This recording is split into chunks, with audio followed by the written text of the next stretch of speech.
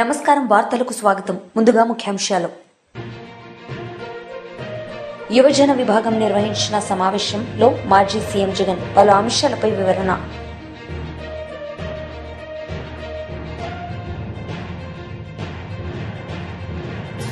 కేంద్ర మంత్రి కిషన్ రెడ్డి మీడియా సమావేశం పలు అంశాలపై వివరణ.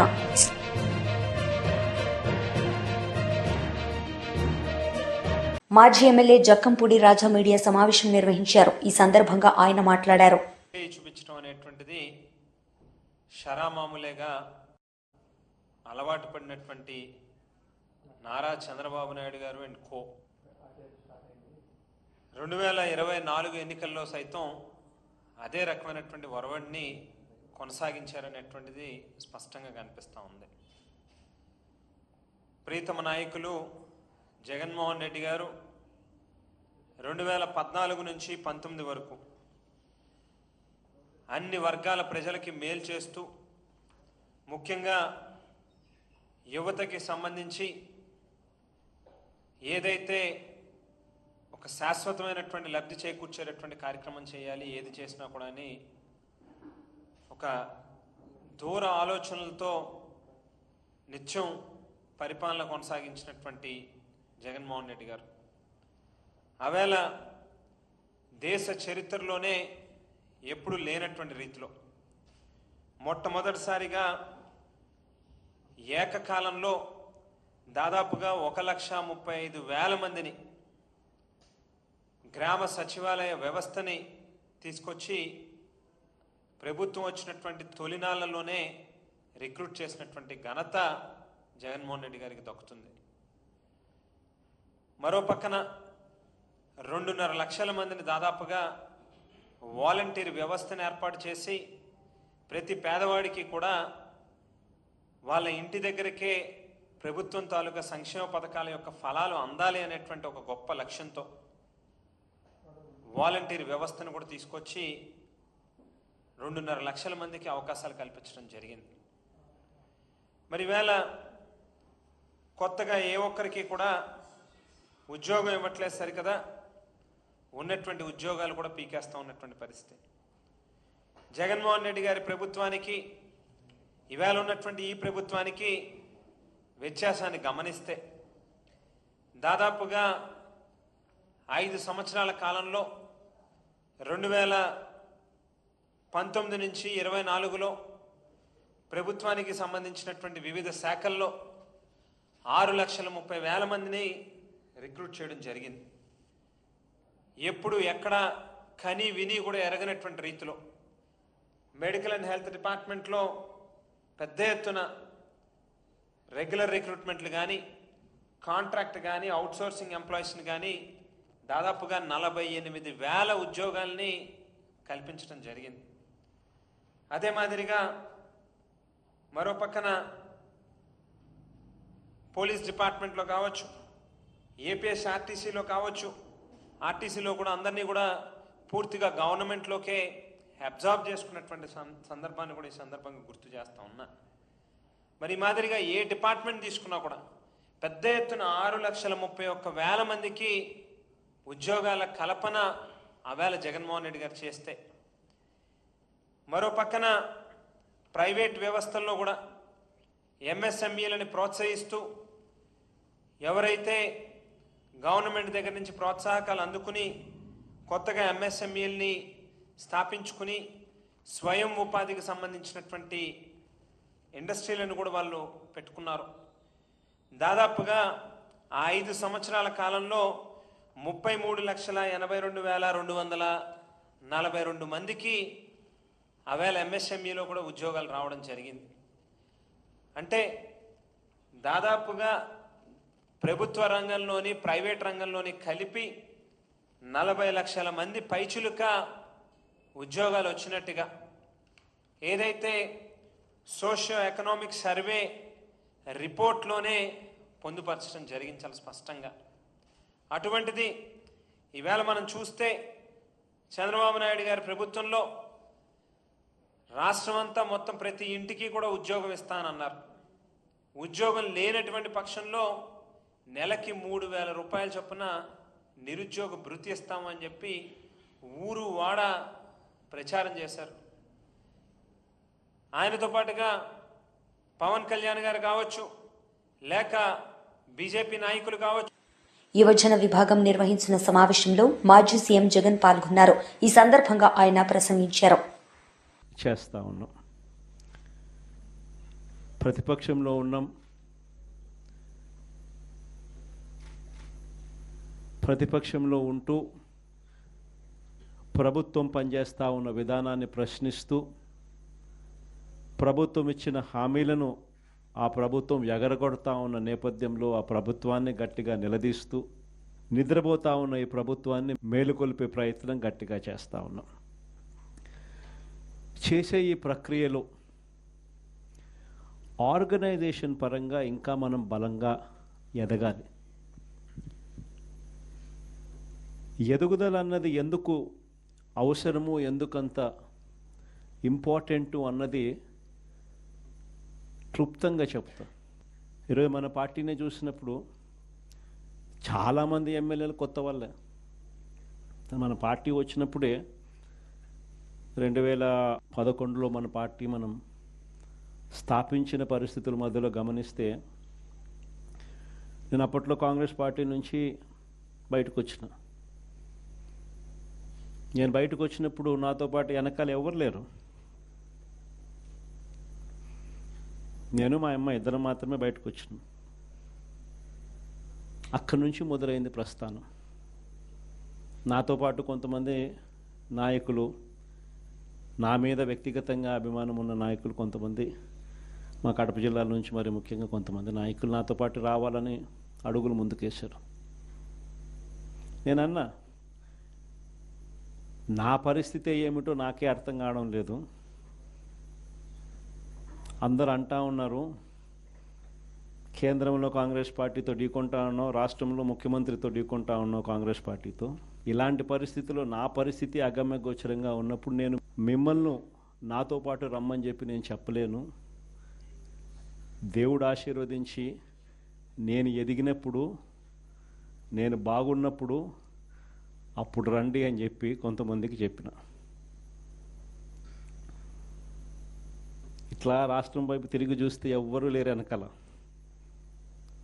కేవలం నేను, నాతో పాటే అమ్మ, మేము మాత్రమే ఉన్నాం. ఆ ప్రస్థానం అక్కడి నుంచి మొదలైంది. కానీ రాజకీయాలలో ఎప్పటికీ కూడా విలువలు, విశ్వసనీయత ఇవి మాత్రం ఎక్కడా ఎప్పుడూ తగ్గనేలా. ఎన్ని కష్టాలు వచ్చినా కూడా, ఇటువైపు చూస్తే పొలిటికల్ ఒబ్లివియన్ అంటారు, ఏ రోజు కూడా కాంప్రమైజ్ కాల. విలువలు, విశ్వసనీయత అన్న దానికి మాత్రం పెద్ద పీట వేశాం. విలువలు, విశ్వసనీయత అన్నది ఎట్లాంటి పరిస్థితిలో ఉన్నా కూడా ఏ రోజు కూడా అవి ప్రశ్నించే పరిస్థితిలో ఏ రోజు రాజకీయాలు ఎప్పుడు చేయాల. అక్కడి నుంచి సాగింది రాజకీయ ప్రయాణం.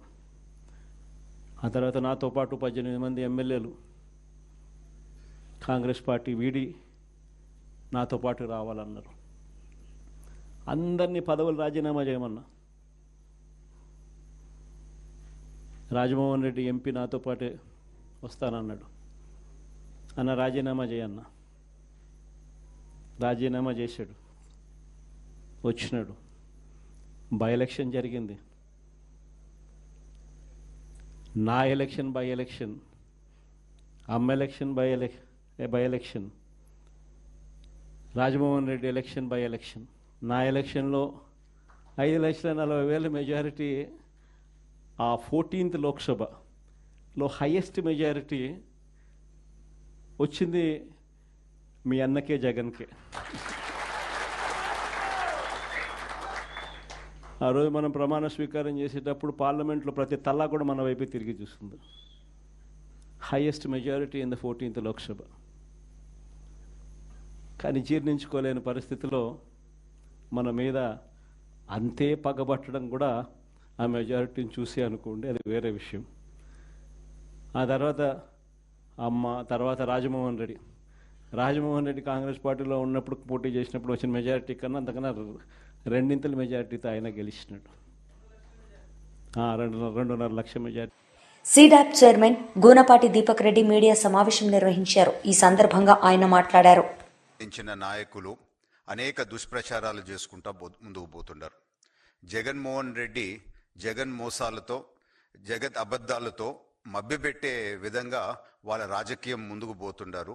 నాకు అనిపించేది ఏంటి అని అంటే ఆపోజిషన్ స్టేటస్ కూడా ఇవ్వలేదు వైసీపీ పార్టీకి అనే బాధతో ఆంధ్ర రాష్ట్ర ప్రజలపైన కక్షగట్టినట్టు నాకు అర్థమవుతూ ఉంది. మీరు చూస్తే ఇప్పుడు అన్ని రకాల వర్గాల ప్రజల్ని ఏదో ఒక విధంగా అసత్యాలు చెప్పి మభ్యపెట్టే ప్రయత్నాలు చేస్తూ ఇప్పుడు చివరిగా యువత దగ్గరికి వచ్చినారు.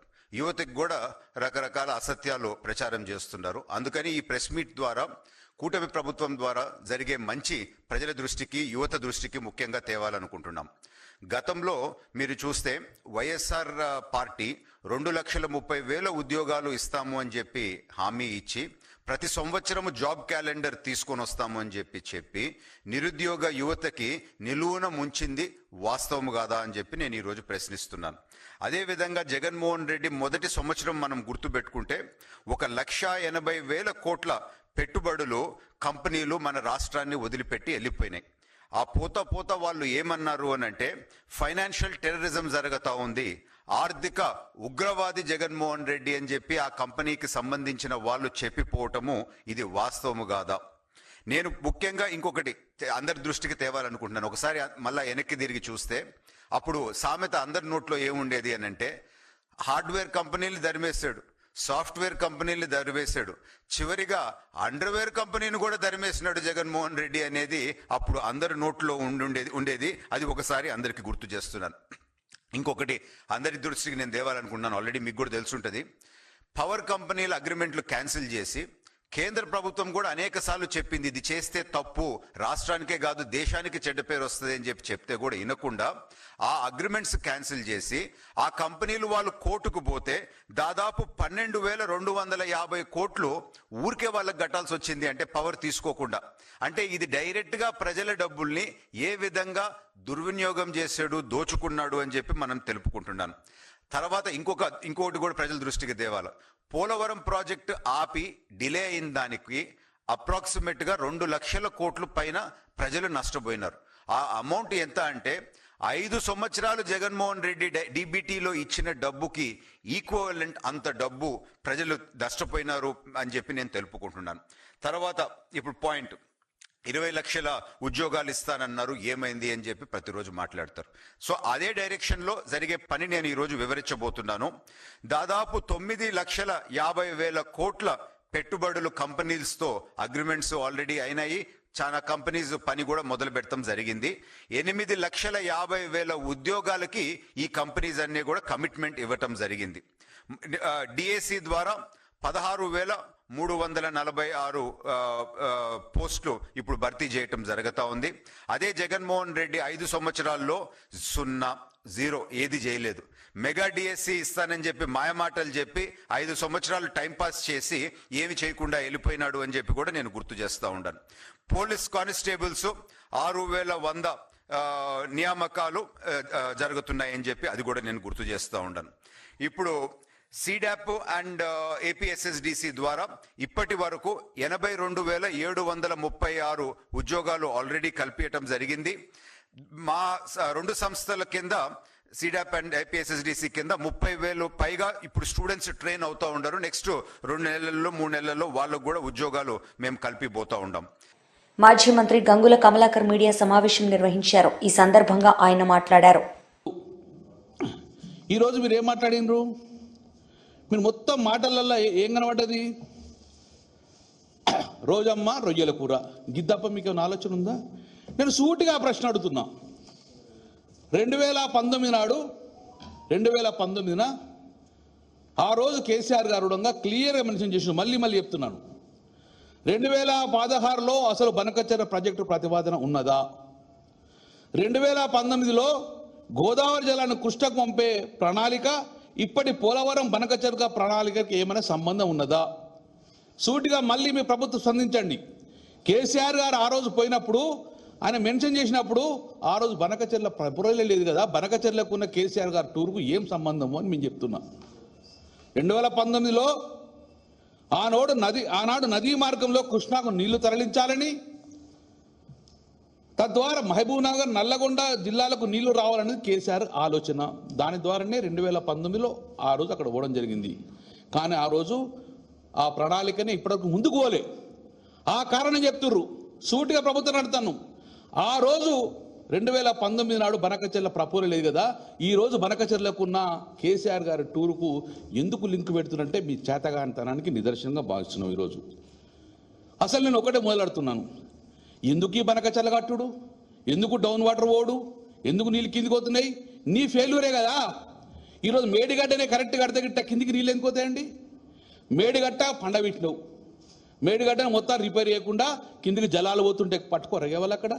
నువ్వు మేడిగడ్డ రిపేర్ చేస్తే నీళ్ళు కిందికి ఎందుకు పోతాయండి? మేడిగడ్డ నువ్వు కట్టకుండా కిందికి నీళ్ళు పోవాలని చెప్పి కుటిల రాజకీయాలు చేసిందే నువ్వు. ఈరోజు నువ్వు మేడిగడ్డ కట్టు, బనకచెర్ల కడతారు, కింద నీళ్లు పోలవరం అవన్నిటికి నీళ్ళు ఎక్కడి నుంచి పోతాయి? బనకచెర్లకు నీళ్ళు పోవాలంటే నువ్వు నిజంగానే ఇక్కడ మేడిగడ్డను కరెక్ట్ అరేంజ్ చేస్తే ఆ నీళ్ళు మనం ఎత్తిపోస్తే కింద ఇలాంటి ప్రాజెక్టులు కట్టరు. కానీ ఈరోజు కాళేశ్వరాన్ని మొత్తరుడంగా నీళ్ళు పోయే విధంగా చేసింది ఈరోజు ముందుకు. మళ్ళీ ఒక్కసారి చెప్తున్నాం, మేము ఈరోజు గర్వంగా చెప్పుకుంటున్నాం, మేము బనకచెర్లను ఈరోజు ఏదైతే ఎన్విరాన్మెంట్ మరియు ఫారెస్ట్ వీళ్ళు ఇవాళ రిజెక్టేషన్ అంటే ఆ ఘనత ఈరోజు కేసీఆర్ గారు ఆదేశిస్తే హరీష్ రావు గారు వెంబడిపడి ప్రభుత్వాన్ని నిద్రలేపి ఆ యొక్క లెటర్లు పట్టడం వల్ల ఈరోజు కేంద్ర ప్రభుత్వంలో చలనం వచ్చింది. మొండిగా కూడా పోయి ఇటువంటిగా మనం ఇయ్యొద్దని చెప్పేసి సిడబ్ల్యూసి అనుమతి తీసుకొని తర్వాత జీడబ్ల్యూడిటి అనుమతులు తీసుకొని రాండి అని ఈరోజు చెప్పడం జరిగింది. దానికి మొదటి విజయం బీఆర్ఎస్ పార్టీ. మేము సంబరపడతలేము ఇప్పటికీ. మళ్ళీ ప్రభుత్వానికి చెప్తున్నాను, ఇది సంబడం పడే కాదు, ఇంకా కత్తి వేలాడుతూనే ఉంది మన మీద, మన కత్తి వేలాడుతున్నది. అక్కడ చంద్రబాబు నాయుడు మిత్రపక్షాలు ఉన్నాడు బీజేపీ తోటి, మళ్ళీ ఈ యొక్క సిడబ్ల్యూసి అనుమతి తెచ్చుకుంటాడు, జీడబ్ల్యూటీటీ అనుమతి తీసుకొచ్చుకొని మళ్ళీ బనకచెర్ల పర్మిషన్ తీసుకొచ్చే అవకాశం ఉన్నది. కాబట్టి ఇప్పటి నుంచి మీరు వెంబడి పడితే డెఫినెట్గా ఈరోజు ఇప్పటి నుంచి వెంబడితే ఆ యొక్క బనకచెర్ల ప్రాజెక్టు క్యాన్సిల్ అవుతుంది. మన వాట మనకు వచ్చిన తర్వాతనే ఆ బనకచెర్ల ప్రపోజల్ పెట్టమని చెప్పేసి కూడా చెప్తాం. కాబట్టి మీరు ఇప్పటికైనా ఆ యొక్క కత్తి వేలాడుతుంది. కాబట్టి సంపూర్ణంగా ఈ యొక్క బనకచెర్ల ప్రాజెక్టు మొత్తం బ్యాన్ అయ్యేదాకా, క్యాన్సిల్ అయ్యేదాకా బీఆర్ఎస్ పార్టీ మళ్ళీ పోరాటం చేస్తుంది. మాకు వేరే ఆలోచన లేదు. బీఆర్ఎస్ పార్టీకి ఒకటే, కేసీఆర్ గారు ఒకటే చెప్తారు, తెచ్చిన తెలంగాణ రాష్ట్ర సస్యశ్యామలు ఉండాలి. ఈ కాంగ్రెస్ పార్టీ మేడిగడ్డ నుంచి నీళ్ళు కిందికి పంపిస్తుంది, కాబట్టి మన నీళ్ళు మనకు రావాలని చెప్పేసి మళ్ళీ పోరాటం చేసే అవకాశం ఉంది. కాబట్టి మళ్ళీ దాని డీటెయిల్స్గా మన 968 గోదావరి అవన్నీ కాదు, నేను సూటిగా వాడుతున్నాను. తర్వాత ఇంకొకటి, ఈరోజు పవర్ పాయింట్ ప్రజెంటేషన్ మొత్తం చేసిండ్రు. ఎవరి మీద పవర్ పాయింట్ ప్రజెంట్ చేసిండండి? ప్రాజెక్టు కట్టేది కింద చంద్రబాబు నాయుడు ఏపీ. ఒక్క మాటన్న చంద్రబాబు నాయుడు ఒక్క మాట నావే ప్రాజెక్ట్ కడుతున్నట్టు, కింద ప్రాజెక్ట్ కడుతున్న చంద్రబాబుని ఒక్క మాట విమర్శించినావా? ఇంకా చంద్రబాబు పాపం ఆయనకి మాట్లాడుతున్నావు. నువ్వు విమర్శ అంతా ఇవ్వడానికి కేసీఆర్ మీద చేస్తానికి ప్రెస్ మీట్ పెట్టుకున్నట్టున్నావు. నువ్వు కట్టేది చంద్రబాబు నాయుడు, కట్టేది ఆంధ్రప్రదేశ్. ఈ యొక్క మొత్తం పవర్ పాయింట్ ప్రజెంటేషన్లో విమర్శ ఎక్కడ కూడా ఒక్కటి కూడా ఏపీ మీద కానీ చంద్రబాబు నాయుడు ఒక్క మాట మాట్లాడలేదు. ప్రాజెక్టు కట్టే వాళ్ళ మీద ఒక్క విమర్శ చేస్తలేడు. అంటే అర్థం ఏంటంటే నీళ్లు పండబెట్టి పంపుతాండ్రు, నీళ్ళు తీసుకో అనే ఉద్దేశంతో ఈరోజు చేసే కార్యక్రమం ఇది. ఇది చాలా ఇబ్బందికరమైన వాతావరణం నడుతుంది మా రాష్ట్రం. కేంద్ర మంత్రి కిషన్ రెడ్డి మీడియా సమావేశం నిర్వహించారు. ఈ సందర్భంగా ఆయన మాట్లాడారు. గోదావరి గారు కలిసి మేము బీజేపీ మీటింగ్ అవుతున్నప్పటికీ కూడా త్వరితగతిన దాన్ని పూర్తి చేసుకొని మేము ఇక్కడ చూడడానికి రావడం జరిగింది. ఉదయం వద్దామనుకున్నప్పుడు ముఖ్యమంత్రి గారు వస్తున్నారు కాబట్టి మరి ఆ లోపల మా మీటింగ్ సమావేశం ప్రారంభమైనాయి. అవి పూర్తి చేసుకొని ఇక్కడ ఈ సంఘటన స్థలాన్ని చూడాలనే దృక్పథంతో, ఇక్కడ అడిగి వివరాలు తెలుసుకోవాలనే దృక్పథంతో రావడం జరిగింది. ఇది చాలా దురదృష్టకరమైనటువంటి సంఘటన. ఇటీవల మన హైదరాబాద్లో ఇంత పెద్ద ప్రమాదం ఇటీవల ఎవరం కూడా మనం చూడలేదు. ఫార్మా కంపెనీలకు సంబంధించినటువంటి రా మెటీరియల్ ప్రొడ్యూస్ చేసేటువంటి కంపెనీది. బాయిలరు బ్లాస్ట్ అయి ఇంత పెను ప్రమాదం సంభవించింది. ఇంతకుముందు రామచంద్రరావు గారు చెప్పినట్టు 46 మంది యొక్క మృతదేహాలు ఇప్పటికే లభించాయని, మరొక 13 మంది వారి ఆచూకీ దొరకడం లేదని, మిగిలిన వాళ్ళు హాస్పిటల్లో ట్రీట్మెంట్ పొందుతున్నారని, మరి దీనిపైన రాష్ట్ర ప్రభుత్వ అధికారులు సమగ్రమైనటువంటి దర్యాప్తు చేస్తున్నామని చెప్పడం జరిగింది. ఈ రకంగా బాయిలర్ బేస్ గతంలో మీకు అందరికి తెలుసు, గత నెల చార్మినార్ దగ్గర కూడా ఇదే విధంగా ఏసీ ఎయిర్ కండిషనర్ బ్లాస్ట్ అయి షార్ట్ సర్క్యూట్ ఏర్పడి 17 మంది చనిపోవడం జరిగింది. వరుసగా ఈ రకమైనటువంటి సంఘటనలు అనేక ప్రాంతాల్లో జరుగుతూ ఉన్నాయి. ఇది రాజకీయాలు చేయాల్సినటువంటి సమయం కాదు, రాజకీయాలు మాట్లాడాల్సినటువంటి సమయం కూడా కాదు. కాబట్టి నేను అధికారులను, ప్రభుత్వాన్ని కోరేది ఒకటే, ఈ రకంగా ప్రమాదాలు జరగడానికి అవకాశం ఉన్నటువంటి అన్ని కంపెనీలు ప్రత్యేకంగా ఉన్నతాధికారుల బృందాలు ఏర్పాటు చేసి పూర్తిగా అన్ని ఫ్యాక్టరీలు ఏ రకంగా మొత్తం కాలిపోయినట్టు డెడ్ బాడీసే ఆ యొక్క విమాన ప్రమాదంలో దొరికాయి. కాబట్టి వాళ్ళు ఏ రకమైనటువంటి చర్యలు తీసుకొని డెడ్ బాడీస్ అన్ని కనుక్కున్నారో అది కూడా ఇక్కడ ఆలోచన చేయాలి. అదేవిధంగా 13 మంది ఎవరైతే ఉన్నారో పూర్తి స్థాయిలో వాళ్ళ కుటుంబాలకు చేరుకున్నారా, వాళ్ళ ఫోన్ నెంబర్స్ ఇక్కడనే ఉన్నాయి. కాబట్టి అవి కూడా కనుక్కొని వాళ్ళను పూర్తిగా ఐడెంటిఫై చేయాలి. వాళ్ళు లైవ్ ఉన్నారా, అదృశ్యవశాత్తు బతుకున్నారా అనేటువంటి విషయం కూడా ఐడెంటిఫై చేసి ఆ రకమైనటువంటి వాళ్ళకు కూడా అన్ని రకాల సహకారం అందించి వాళ్ళు ఉంటామంటే ఉండే విధంగా, తిరిగి వెళ్తామంటే కూడా అన్ని రకాల సహకారం చేయాలని కోరుతా ఉన్నాను. అదేవిధంగా ఏ హాస్పిటల్లో ట్రీట్మెంట్ పొందుతున్నారో చాలా మంది అంగవైకల్యం పొందేటువంటి అవకాశం ఉందని కూడా చెప్తా ఉన్నారు. కొంతమంది మెంటల్గా కూడా మరి భవిష్యత్తులో తొందరగా కోలుకోలేని పరిస్థితులు ఉంటారు. అలాంటి వారు కూడా పూర్తి స్థాయిలో వాళ్లకు మరి అన్ని రకాల సహకారం అందించే విధంగా చర్యలు తీసుకోవాల్సిందే కోరుతా ఉన్నాను. మృతదేహాలను తరలించేటప్పుడు రాష్ట్ర ప్రభుత్వం సహకారం అవుతుంది. మీ కేంద్రం నుంచి ఎలాంటి సహకారం, ఆ రాష్ట్రాలు తరలించేందుకు ఎలాంటి టీములు? డెడ్ బాడీస్ అన్ని కూడా రాష్ట్ర ప్రభుత్వ ఆధ్వర్యంలో ఉంటాయి. ఎక్విప్మెంట్స్ సపరేటు కేంద్ర ప్రభుత్వానికి ఉండవు. ఎక్విప్మెంట్ అన్ని కూడా రాష్ట్ర ప్రభుత్వం ఉంటాయి. దాంట్లో కేంద్ర ప్రభుత్వం ఏ రకమైనటువంటి సహకారం చేయాలని మాకున్నది ఇక్కడ ఉండేటువంటిది మనకు ఏసీ హాస్పిటల్, ఒక ఎయిమ్స్ హాస్పిటల్ రెండే ఉంటాయి. కాబట్టి అక్కడ అంబులెన్స్లు కూడా తక్కువ ఉంటాయి. 108 ఇటువంటి ఉంటాయి, ఏసీ కూడా ఉంటాయి. కాబట్టి ఖచ్చితంగా నేను డెడ్ బాడీస్ కూడా మరి 36 గంటలు బీహార్కి వెళ్ళాలంటే 36 అవర్స్ పడుతుంది. 36 అవర్స్ లోపల మరింత శవం కుళ్ళిపోయేటువంటి అవకాశం ఉంటుంది. ఇప్పటికే కాలిపోయినటువంటి డెడ్. వార్తలు ముగించే ముందు ముఖ్యాంశాలు మరోసారి. యువజన విభాగం నిర్వహించిన సమావేశంలో మాజీ సీఎం జగన్ పలు అంశాలపై వివరణ.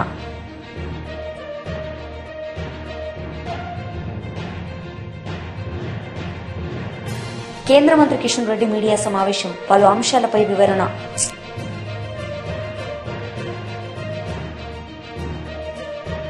ఈ వార్తలు ఇంతటితో సమాప్తం. తిరిగి ప్రసారమయ్యే వార్తల్లో మళ్లీ కలుద్దాం. అంతవరకు సెలవు. నమస్తే.